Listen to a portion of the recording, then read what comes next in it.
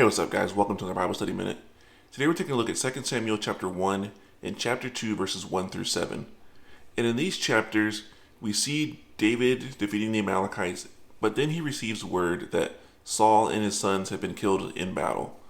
And we don't see David responding like we think he would, knowing that long ago he's been told that he's going to be the next king over Israel.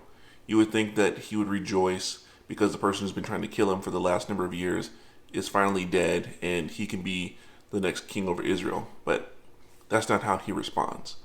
Instead, we see him mourning the loss of Saul and Jonathan and Jonathan's brothers. He genuinely has sorrow over this. And that's really the right response. We see him penning a song that he teaches to the people of Judah, and before he finally relocates to Hebron and then is anointed as king over Judah. And really that's our main takeaway from this passage, is looking at David's response, because David has a godly response. He has genuine love for his king and his father-in-law, someone who hated him.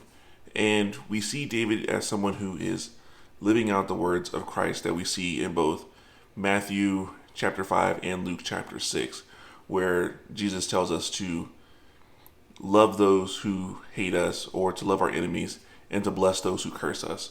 And that's exactly what David is doing right here in honoring both Saul and Jonathan. So that's what I want to leave you with today as you look at this passage, is to look at the character of David in his response to Saul and Jonathan's death, and see if you were loving your enemies the same way. So that's all I have until now. Until next time, grace and peace.